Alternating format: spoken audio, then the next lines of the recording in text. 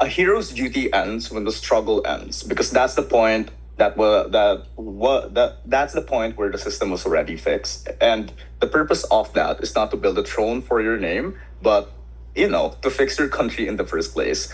Because we claim as early as possible that the moment that you turn this sacrifice into a political monument and institution, we just hand future opportunists to an already ready-made excuse to rule without earning it in the first place. So what was the crux of OG's case then? And this is me uplifting the comparative moving forward. Our reason on necessity begins easily when we told you that the valorization of cults of personality never dies with the original hero that have built numerous foundations for it. Because what gets inherited is not just a name, but it's also a pre-built permission structure for power, because you literally institutionalize that, but you cannot really control how people institutionalize this. And I'm going to be clear on that later. Second, this is what opposition still doesn't understand. The pressure for change existed before any hero hit their peak in the first place. Society already has already been angered. The needs and the direction for it already existed. The hero just became the catalyst who concentrated it and gave momentum for it. So you're not just going to ask, what would Nelson Mandela do if he's leaving right now in 2026? That's fucking stupid.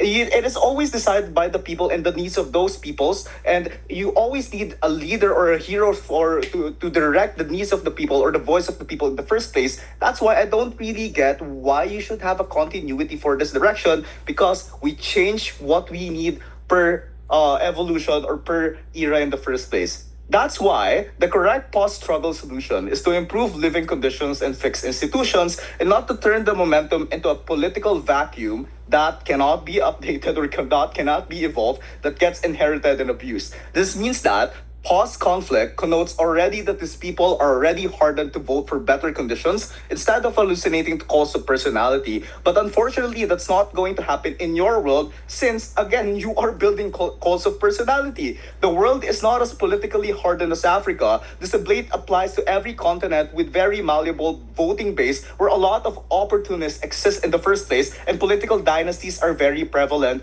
to use these structures that you are doing, especially in Southeast Asia. In our world, you keep the lesson but remove the loophole. So, what we want is, instead of institutionalizing the hero's image, you institutionalize the outcomes people actually fought during those moments to begin with, like actually fighting dictatorship and never going to be able to fall for it again, rather than repeating the same mistake of momentalization.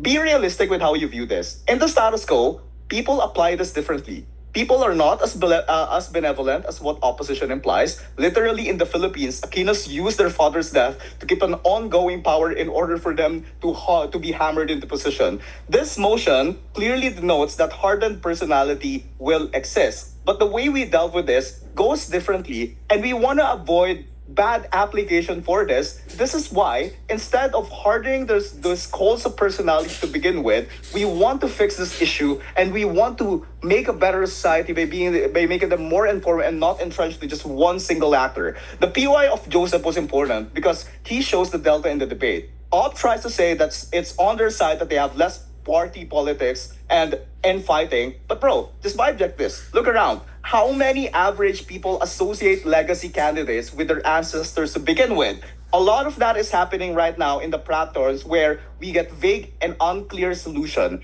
That's why, literally, the status quo that you need to defend has a lot of political dynasties that we cannot fix, just like as you can see with Marcos, as you can see with Duterte. On our side, we make things more specific to begin with. But let's take them at their best. What if these issues post-conflict are still happening? The problem with memorialization, even if these candidates and heroes fought for something good, is that these things change. Political, economic, and social reality change. These are dynamic. Assuming the social issues are still relevant, then we rather have a platform of candidate be associated to that and not lodge on some legacy dead person many years ago. This is where we get the best reform. What Joseph told you is that once a party or a family is branded as the living embodiment of one iconic struggle figure, voters stop choosing leaders based on competence and start choosing based on symbolic proximity to the legacy in itself.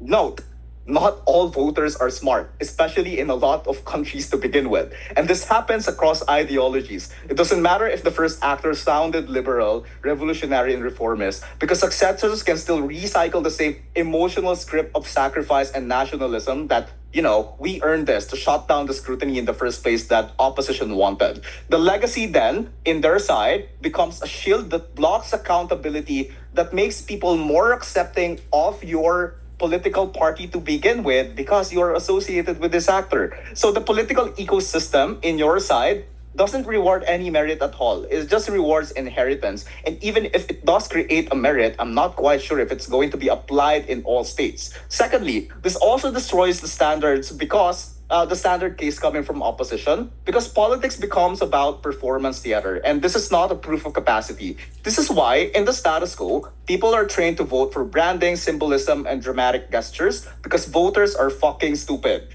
Politicians learn that all they need is to have a performative action since people are too accepting of them due to the fact that they have a monument to stand on of those previous heroes to begin with.